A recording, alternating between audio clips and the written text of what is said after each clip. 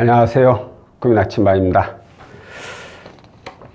우리가 돈이 필요한 경우에, 그러니까 금융사를 이용해서 자금을 조달할 때는 일반적으로 금융사에서는 재직과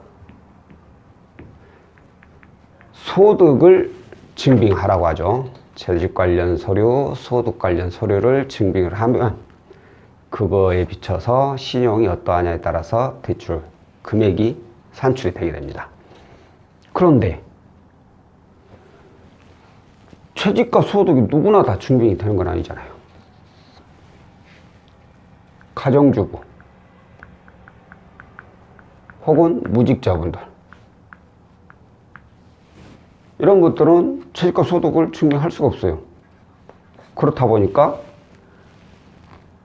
나 이자 상관없어도, 이자 높아도 상관없으니까 대출만 좀 해주라고 해도 안 되는 경우가 많아요. 물론 대부업체라든가 이런 데 가면 소액으로 해가지고 무직자 대출 상품이 있긴 하지만 몇백 정도, 소액 정도 필요하신 분들이야 그걸 어떻게 해서든 처리를 할 수 있겠지만, 그 외에 좀 목돈이, 큰 돈이 필요하신 분들은 방법이 없어요. 방법이. 그죠? 그런데 이런 분들이 이용할 수 있는 상품이 두 가지가 있죠. 바로 담보대출 상품인데, 담보대출, 이 담보 중에 우리 부동산하고 그리고 동산이라는 게 있죠. 부동산은 움직이지 않는 거, 동산은 움직이는 거, 이 담보를 말하는데, 일반적으로 부동산은 우리가 많이들 보는 게 아파트, 그리고 동산은 자동차죠. 아파트 또는 자동차를 소유하고 있는 분에 한해서는 재직과 소득 증빙 없이도 필요한 자금을 구할 수가 있습니다. 그런데 여기서 또 문제가 있어요. 나 이 아파트 설정 들어가면 안 되는데, 우리 배우자, 우리 남편, 우리 와이프가 알게 되면 나 큰일 나니까 담보 설정 없이 받을 수 있는 방법은 없냐고. 그러면 여기서 이제 갈리게 되죠. 아파트는 무담보 해가지고 아파트론이라는 상품이 존재하죠. 그런데 자동차는 무조건 담보 설정을 하지 않고서는 진행이 안 되는 상품이죠. 그러니까 자동차를 소유하고 있는 분들은 대부분이 다 자기 소유고, 자동차 가지고 누가 와이프가 아니면 남편이 자동차 등록증 을부 떼보고 그런 건 아니니까 이건 설정해가지고 나가는데 큰 문제가 없는데, 아파트는 상황이 많이 틀리죠. 특히나 집, 내 가족이 살고 있는 집인데 이걸 배우자 몰입한다는 것은 쉽지가 않은 일이에요. 그러다 보니까 아파트 설정 없는 무담보 아파트론, 즉 아파트 신용대출이라는 상품을 많이들 요청을 하십니다. 이제 그걸 저희가 아파트론이라고도 또 많이 불리는데, 제가 이전에도 영상에 아파트론이라는 상품에 대해서 많이 설명을 해드렸어요. 사례에 대해서도 알려드렸고. 그런데 오늘 또다시 이 상품을 알려드리는 이유는, 아파트론이라는 상품이, 새로운 상품이 또 하나가 나왔는데, 새롭지는 않죠. 새롭지는 않은데 그 금액이 좀 획기적이에요. 그러니까 이전에는 보통 아파트론 하면 많이 나오면 4, 5천, 안 그러면 거의 신용이 좀 좋아도 2, 3천 내에서 끝나버려요. 안 그러면 돈 천만 원 나가고, 최대 4, 5천 하는데 4, 5천 받는다는 건 사실 쉽지가 않았고, 아니면 이 금액을 받으려면 신용이 아주 좋아버려요. 분들 1, 2, 3등급 안에 들어오신 분들, 이런 분들은 이렇게 이용했지. 그 외에는 대부분 2, 3천 있어요. 근데 2, 3천도 절대 적은 돈이 아니죠. 어마어마한 돈이죠. 근데 간혹 그보다 훨씬 많은 금액이 필요한 경우가 있어요. 당연히 필요한 자금도 있겠지만, 신용카드, 카드론이나 현금 서비스, 아니면 이금융권 대출들. 이렇게 여러 군데 흩어져 있는 돈들이 대출들 때문에 이게 매달 납입하는데, 이렇게 오늘 말이 잘 안 되지. 잠깐만요. 자, 필요한 자금도 있지만, 내가 현재 이용 중인 카드론이나 현금수수나 뭐 신용대출이 있다면, 이걸 통합도 하고 싶어. 왜? 여러 곳에 흩어져 있으면 가장 안 좋은 게 일단 신용 등급이 떨어지는 거고, 두 번째로 안 좋은 게 관리가 잘 안 되죠. 어떤 날 몇 가야 되고, 어떤 날 몇 가야 되고. 세 번째 안 좋은 게 뭐냐? 저기죠. 뭔가 갑자기 생각이 안 나네. 상환 금액. 각자 따로따로 또 상환 기간도 틀리다 보니까 특히나 카드론 같은 경우는 상환 기간이 2, 3년. 현금 서비스는 매달 몇 가야 되고, 그러니까 돌려막기 하기도. 이래서 상환 금액이 감당이 안 되는 경우가 있어요. 그래서 이걸 차라리 하나로 좀 묶어서 매달 조금씩 갚아나갈 수 있는 방법이 없을까요? 라고 문의를 주신 분들이 많아요. 그런 분들이 제 생각에 이 상품을 이용한다면, 제가 자관 조회를 해봤는데 어마어마했어요. 너무 놀랐어. 이렇게까지? 이거 진짜 부채가 좀 여러 군데 있는 분들이라면 이 상품을 이용해서 통합해버리면 월 납입금을 확 줄여버리겠다. 신용 등급도 당연히 올라가고. 그래서 오늘은 이번에 새롭게 다시 출시된 이 아파트 신용대출, 아파트론이라는 상품에 대해서 제가 다시 한번 알려드릴게요. 직업. 아까 말씀드린 대로 직장인,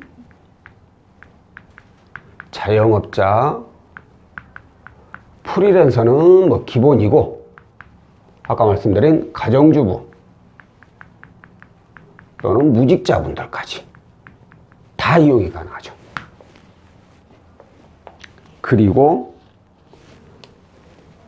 이렇게 직업에 상관없지만 대신에 본인 소유의 아파트가 있어야 된다고 제가 말씀드렸죠. 아파트는 현재 KB 시세 1억 원 이상인 아파트 안에서만 가능합니다. 반드시 이 KB 시세에 등재가 돼 있어야 돼요. 여기가 아파트 또는 주거용 오피스텔입니다.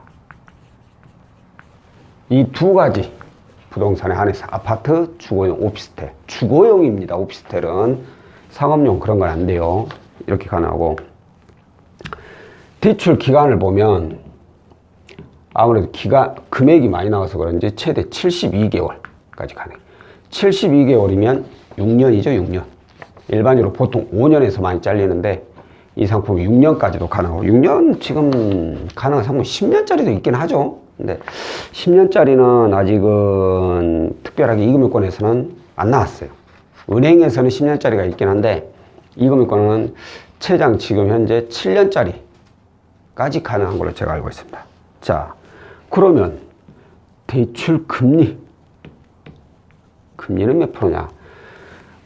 낮게는 7에서 높게는 23%까지 이금융권이니까 최대 금리 적용되는 거죠. 이렇게 적용되는데, 평균적으로 제가 봤을 때 평균 적용되는 금리가 10%대 중반이에요. 거의 14, 15, 16 조금 높으면 17, 18까지도 가고, 그러니까 10% 중후반까지 갈 수 있어요. 그런 분들은 이제 신용이 좀 안 좋으신 분들, 그리고 신용이 좀 좋으신 분들은 10%대 중반, 신용이 아주 좋으신 분들은 10%대 초반까지도 이용하는데, 그 이하의 금리는 좀 어렵다고 해야 돼요. 특히나 상품 이금융권 상품이니까 높을 수밖에 없죠, 금리가. 그러니까 이금융권이다 생각하고, 아까 말씀드린 대로 내가 이용 중인 대출이, 저희 다들 은행꽃을 통합할 리는 없잖아요. 그래서 카드론이나 현금 서비스나 다른 신용 이금융권 신용대출 이런 걸 통합하기 딱 좋다는 거죠. 왜? 금리는 비슷하지만 하나로 통합하면 월납입 금액이 줄어드니까. 자, 그러면 이제 여기서 제일로 중요한 거죠. 그래 다 알겠는데 도대체 얼마까지 가능한데 이 소란이냐 라고 하시겠죠. 최대가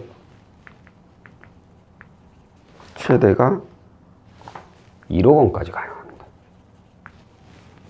응? 최대 뭐 1억까지 된다고 너희들 정해놨지 뭐 그렇게 나오는 거 없잖아. 뭐 또 나와봤자 2, 3천 나오는 거 아니야? 근데 이건 확실히 제가 틀리다는 걸 느낀 게, 제가 불과 엊그저께도 조회를 해보고 그 전에도 조회를 해봤는데, 당연히 신용이 안 좋으신 분들은 안 나옵니다. 또 안 좋으신 분들 다 되는 줄 알고 뭐 왜 안 돼요? 그렇게 얘기하시면 안 되고, 신용이 한 6등급 이내는 들어와야 돼요. 그래도 7등급이신 분들도 간혹 가능한 경우가 있는데, 이제 금액이 아주 낮고, 그리고 이제 심사에서 많이 부결되는 경우도 있고, 하지만 6등급 이내에 들어오면 가능한 경우가 많이 있습니다. 자, 그런 분들이 대체적으로 나오는 금액이 작게가 2, 3천, 적게가 적게. 많게는 5천 이상이 그냥 쑥쑥 나옵니다. 그런데 엊그제는 아니고 설 전인데, 설 한 일주일 전일까요? 최대 1억 2천까지 나오신 분도 봤어요. 제가 지금 이쪽 업계에서 일한 지가 이제 17년, 올해 이제 18년차 접어들죠. 18년차 이제 돼가는데, 유튜브에 이제 금융을 17년 경력자가 아니라 18년 경력자로 바꿔야 되나? 1억 2천을 신용대출로 받으신 분들을 본 적이 없어요. 은행권 말고, 1금융권 은행 말고 2금융권에서 본 적이 없어요. 지금까지 한 번도. 근데 1억 2천까지 나오는 분이 있어요. 뭐야? 최대 1억인데 어떻게 1억 2천 받은데? 근데 여기에 이제 플러스 알파가 붙어요. 알파. 이게 굉장히 중요합니다. 이게 무슨 뜻이냐, 알파. 이분들은 이제 직장인. 특히 여기 외감 미상, 외감법인. 제가 회사 등급 몇 번 말씀드렸죠. 개인사업장, 일반법인, 그 다음이 외감법인. 외감법인 이상은 이제 다 되죠. 외감, 상장, 대기업, 뭐 공무원 이런 분들. 그 외감법인 이상의 직장인이 신용 등급도 나쁘지 않다. 그러면 플러스 신용 대출이 가능해요. 그래가지고 기존에 있는 채무를 통합하는 것까지 해가지고 1억 2천이 한꺼번에 쏟아져 버린 거예요. 그 고객이 얼마나 썼을까요? 1억 2천 안 쓰죠. 그 어떻게 갚습니까? 1억 2천을 금리가 10%대 중반인데 죽어나죠. 조회상 1억 2천 가능했고, 고객님이 쓰신 금액은 7천만 원만 쓰셨어요. 필요한 자금, 기존에 있는 채무 통합하고 그렇게 하기 위해서. 그분은 그렇게 해서 모든 대출을 하나로 묶어버리는 거예요. 가장 많이 쓰는 게 보통 카드로 나고 현금 서비스. 거기에다가 이제 이금융권, 뭐 캐피탈, 저축은행 쪽에서 신용대출 이용하신 분들. 이런 분들이 이 상품을 이용해가지고 이걸 모든 걸 하나로 딱 묶어버리는 거예요. 아까 말씀드렸지만 하나로 묶으면 뭐가 좋아요? 신용 등급 좋아지고, 월 납입 금액 줄어들고, 관리 편해지고. 그래서 이 상품을 이용을 해가지고 통합을 하신 분들이 엄청나게 지금 많습니다. 지금 굉장히 좀 이 상품 이슈화가 됐어요.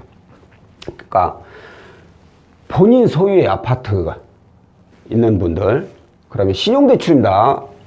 무설정이에요. 무설정, 무담보 대신에 본인 소유의 아파트는 있어야 돼요. 무설정, 무담보로 가능한 대출 상품을 이용하면 본인의 모든 채무를 하나로 통합을 하실 수 있다라는 거죠.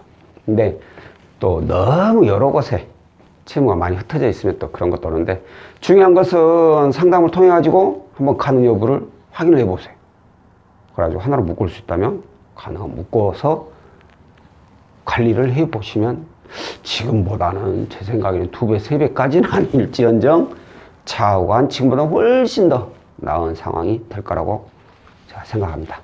자, 오늘은 현재 본인 소유의 아파트가 있는 분들에 한해서 무담보, 무설정 신용대출을 이용해 가지고 필요한 자금, 그리고 기존의 카드론이나 현금 서비스 아니면 이금융권 신용대출, 이런 대출금을 묶을 수 있는 그런 상품에 대해서 알려드렸고요. 다음번에는 또 다른 상품으로 찾아뵙도록 하겠습니다. 고맙습니다.